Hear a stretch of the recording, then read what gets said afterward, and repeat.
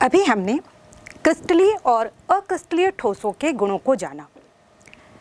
वैसे देखा जाए तो अधिकांश ठोस क्रिस्टलीय प्रकृति के ही होते हैं, जैसे कि धातुएं, सोना, चांदी या लोहा, या फिर अधातुएं जैसे कि सल्फर, आयोडीन, फास्फोरस, या फिर कुछ यौगिक जैसे कि सोडियम क्लोराइड या फिर सीजियम क्लोराइड या नेप्थलीन।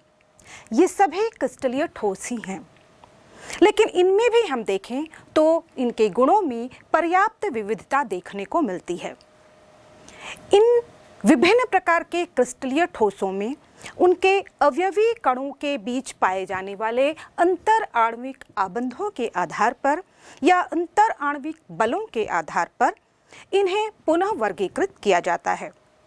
तो आइए जानते हैं क्रिस्टलीय ठोसों का वर्गीकरण। क्रिस्टलीय ठोसों को मुख्य रूप से 4 वर्गों में बांटा गया है। सबसे पहले आणविक ठोस, फिर आयनिक ठोस, फिर तीसरा है धात्विक ठोस और चौथा है सहसंयोजक ठोस। सबसे पहले जानते हैं आणविक ठोसों को। जैसे कि नाम से ही स्पष्ट है, आणविक ठोसों के जो अवयवी कण होते हैं वो अणु होते हैं। अब अणु भी अध्रुवीय प्रकृति के भी हो सकते हैं, ध्रुवीय प्रकृति के भी हो सकते हैं, या फिर हाइड्रोजन बंध वाले अणु भी हो सकते हैं। इनके आधार पर हम आणविक ठोसों को पुनः 3 वर्गों में बांटते हैं। सबसे पहले हम देखते हैं अध्रुवीय आणविक ठोस। इस प्रकार के जो ठोस होते हैं उनके अवयवी कण अध्रुवीय प्रकृति के होते हैं, जैसे कि निम्न ताप पर अक्रिय गैसें, हीलियम, नियॉन, या फिर अध्रुवीय सहसंयोजक अणु जैसे कि क्लोरीन, आयोडीन या हाइड्रोजन। चूंकि इनके अणु अध्रुवीय प्रकृति के होते हैं, इसलिए इनके बीच दुर्बल आकर्षण बल पाया जाता है। सामान्यतः यह देखा जाए तो लैंडन फोर्स ऑफ अट्रैक्शन या फिर परिक्षेपण बल इनके बीच पाया जाता है, और यही वजह है कि ये काफ़ी मुलायम होते हैं तथा सामान्य ताप पर ये ठोस अवस्था में नहीं मिलते। ये सामान्य ताप पर द्रव या फिर गैसीय अवस्था में मिलते हैं। आप देखेंगे कि हाइड्रोजन, क्लोरीन ये सभी गैसें होती हैं। ये विद्युत के अचालक होते हैं। दूसरे प्रकार के आणविक ठोस हैं ध्रुवीय आणविक ठोस। इनके अवयवी कण ध्रुवीय प्रकृति के होते हैं, क्योंकि इनके मध्य इनकी इलेक्ट्रोनेगेटिविटी में अंतर होता है। जैसे कि ये HCl की बात करें हम, या सल्फर डाइऑक्साइड या फिर अमोनिया। चूंकि इनमें ध्रुवता होती है, अतः इनके अणुओं के मध्य द्विध्रुव आकर्षण बल पाया जाता है, जिससे ये आपस में ज़्यादा मजबूती से बंधे हुए होते हैं। वैसे तो ये भी ठोस मुलायम होते हैं तथा इनके गलनांक भी कम होते हैं, लेकिन अध्रुवीय आणविक ठोसों की तुलना में अधिक होते हैं। साथ ही साथ ये भी विद्युत के अचालक होते हैं और सामान्य ताप एवं दाब पर द्रव अथवा गैसीय अवस्था में ही मिलते हैं, जैसे कि आपका ठोस HCl इसके अंतर्गत, या ठोस अमोनिया, इस प्रकार के ठोसों के उदाहरण हैं। तीसरे प्रकार के आणविक ठोस होते हैं हाइड्रोजन बंधित आणविक ठोस।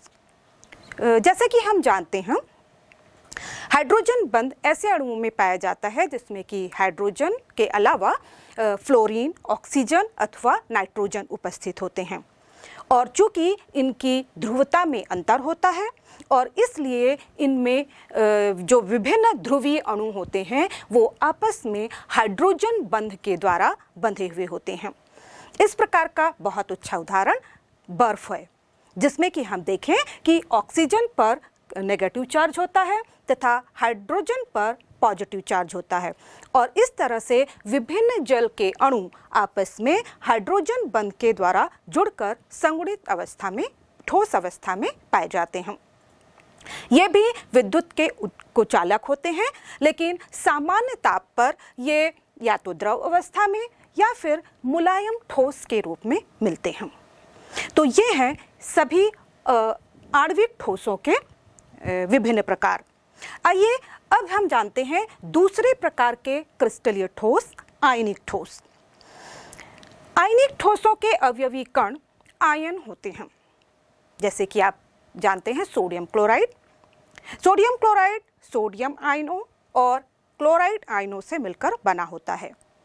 चूंकि ये आयन है, इसलिए इनके मध्य प्रबल स्थिर वैद्युत आकर्षण बल पाया जाता है और इसी वजह से ये काफ़ी मजबूती से आपस में बंधे हुए होते हैं। इसी वजह से इनके गलनांक तथा क्वथनांक भी उच्च होते हैं। यदि हम देखें तो ये कठोर और भंगुर प्रकृति के होते हैं। साथ ही ये ठोस अवस्था में ये विद्युत का चालन नहीं करते हैं, क्योंकि इस अवस्था में इनके आयन स्वतंत्र नहीं होते हैं। लेकिन जैसे ही इन्हें जल में घोल दिया जाता है, इनके आयन संचलन हेतु स्वतंत्र हो जाते हैं और इसलिए ये विलयन अवस्था में विद्युत का चालन करते हैं। तीसरे प्रकार के क्रिस्टलीय ठोस हैं धात्विक ठोस। यदि हम धातुओं की संरचना देखें तो हम पाएंगे कि धात्विक क्रिस्टल में विभिन्न धन आयन एक निश्चित स्थान में व्यवस्थित रहते हैं, जबकि इलेक्ट्रॉन्स इन धन आयनों के क्रिस्टल जालक के बीच बीच में प्रवाह के लिए स्वतंत्र होते हैं। इनमें इलेक्ट्रॉनों का स्वतंत्र प्रवाह पाया जाता है और यही वजह है कि धातुएं, जो कि धातुओं को विद्युत तथा ऊष्मीय रूप से चालक बनाने के लिए जिम्मेदार होता है। यदि इन धातुओं को विद्युतीय क्षेत्र में रखा जाता है तो ये इलेक्ट्रॉन धन आयनों के नेटवर्क के बीच लगातार सतत प्रवाह करते रहते हैं और इसी तरह से यदि इन्हें एक सिरे पर ऊष्मा दी जाती है तो ये इलेक्ट्रॉन उस ऊष्मा को संपूर्ण क्रिस्टल जालक में समान रूप से विस्तारित कर देते हैं और इस तरह ये इसे विद्युत तथा ऊष्मीय रूप से चालक बनाते हैं। इसके अलावा धात्विक क्रिस्टलों में अन्य गुण जैसे कि इनके रंग तथा चुंबकीय प्रकृति भी पाई जाती है, जो भी इनके मुक्त इलेक्ट्रॉनों की वजह से होती है। इसके अलावा धातुएं आघातवर्धनी भी होती हैं और तन्य भी होती हैं। आइए अब जानते हैं क्रिस्टलीय ठोसों के चौथे प्रकार यानी कि सहसंयोजक ठोसों को। प्रायः अधात्विक ठोस इसके अंतर्गत आते हैं, जिनमें की विस्तृत अनेक रूपता देखने को मिलती है और ये अनेक रूपता पूरे क्रिस्टल जालक में इनके निकटवर्ती परमाणुओं के बीच सहसंयोजक बंध के पाए जाने की वजह से होती है। चूंकि सहसंयोजक बंध प्रबल तथा दिशात्मक प्रकृति के होते हैं, यही वजह है कि सहसंयोजक यौगिक काफी कठोर तथा भंगुर प्रकृति के होते हैं तथा इनके गलनांक एवं क्वथनांक भी काफी उच्च होते हैं। कभी कभी ये अपने गलनांक के पहले ही अपघटित भी हो जाते हैं। इस प्रकार के ठोसों का उदाहरण है हीरा या फिर सिलिकॉन के कार्बाइड। इन्हीं का एक और उदाहरण है ग्रेफाइट।